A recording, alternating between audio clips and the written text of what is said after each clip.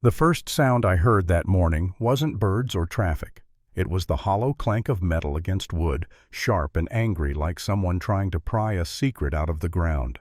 I rolled out of bed faster than any alarm could have managed, pulled the blinds open, and there she was. Karen, queen of the HOA. Housecoat slippers and a fury so pure it could power the neighborhood grid. She was wrestling my aluminum antenna like she was competing in the suburban Olympics. Then the hinge snapped, and she went down flat in my flower bed, clutching the antenna like a trophy. I didn't know it yet, but that single crash was the start of a war that would end with black SUVs in her driveway and the FBI asking her questions. At first, I almost laughed. The scene was absurd, a 50-something woman attacking a piece of metal before sunrise, but then I saw her expression triumph.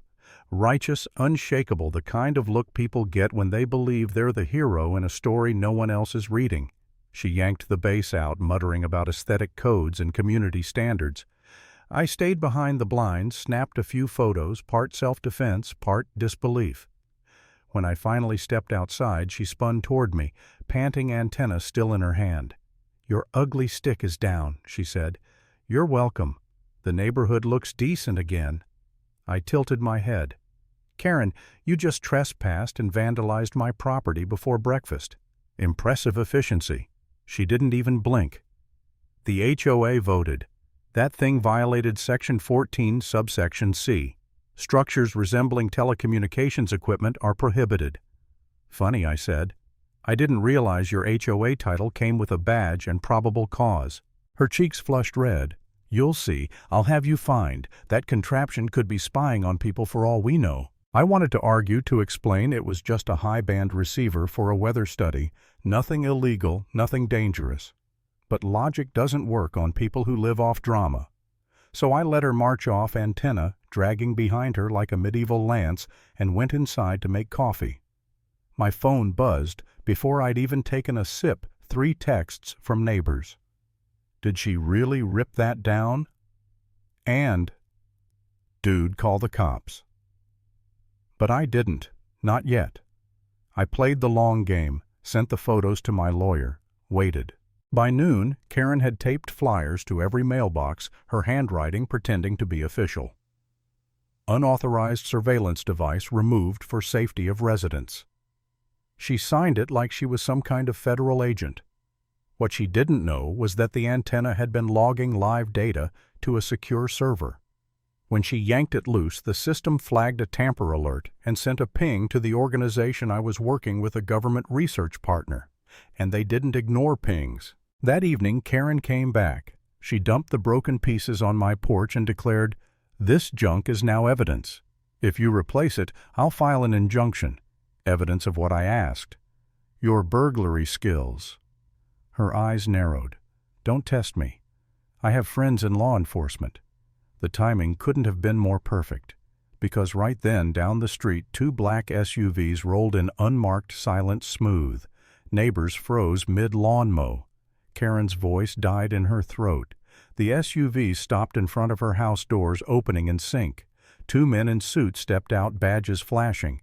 One looked at the bent metal in her hand and said, "Ma'am, we need to speak with you about that equipment." Karen stammered, "This is community property enforcement."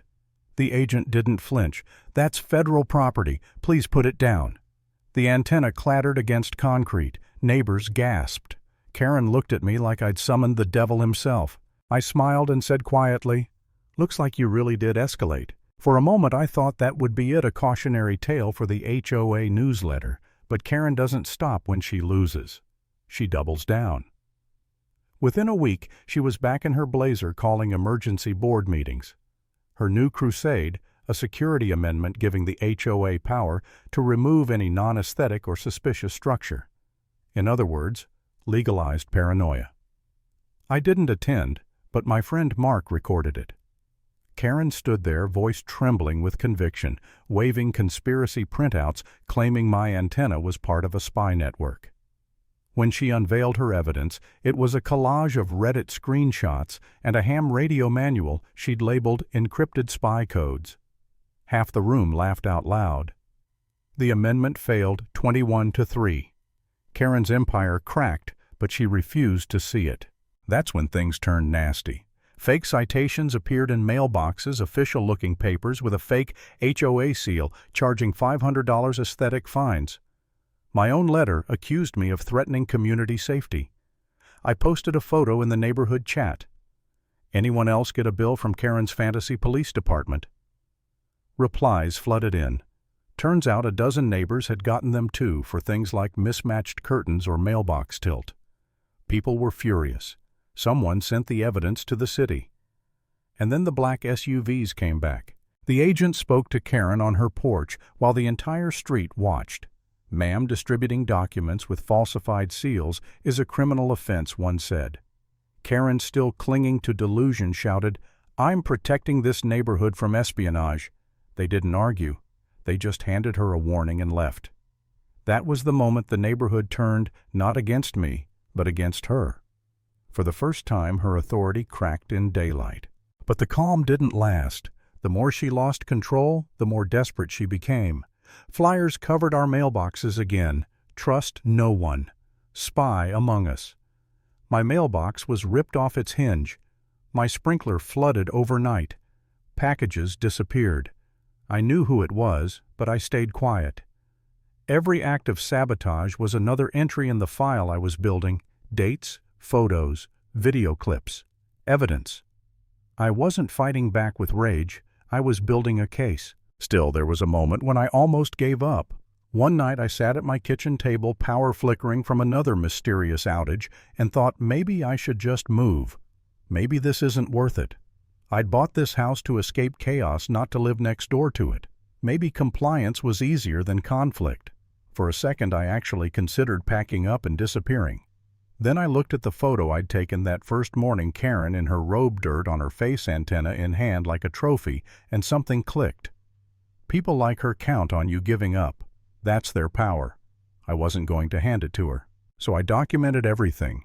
Every letter, every flyer, every whisper. When I had enough, I sent it all to the FBI contact who'd already visited. The subject line read, "Escalation of neighbor interference."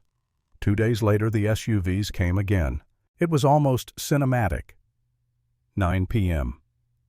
Quiet suburbia, and suddenly a voice blasted from Karen's house, a loudspeaker she'd rigged herself. "The traitor lives among you."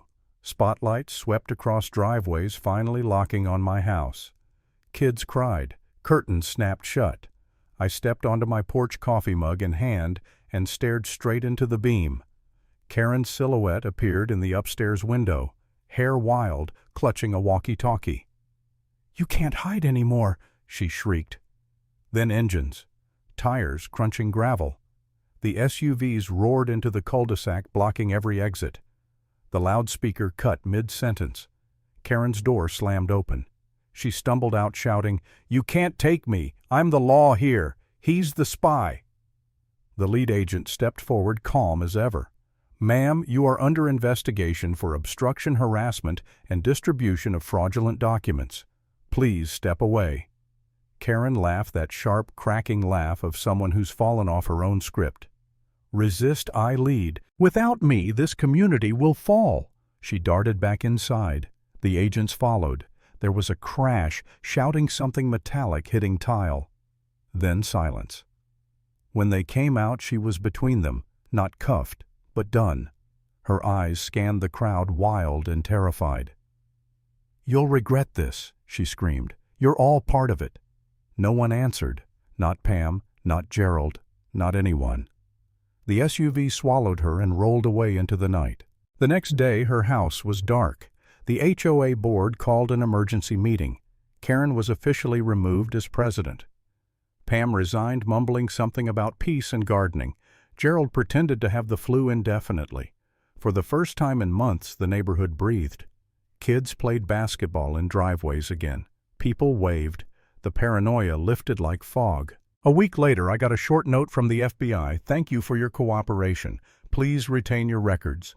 That was it. Simple. Final. That evening, I sat on my porch with Clara, my neighbor, who'd quietly supported me through the madness.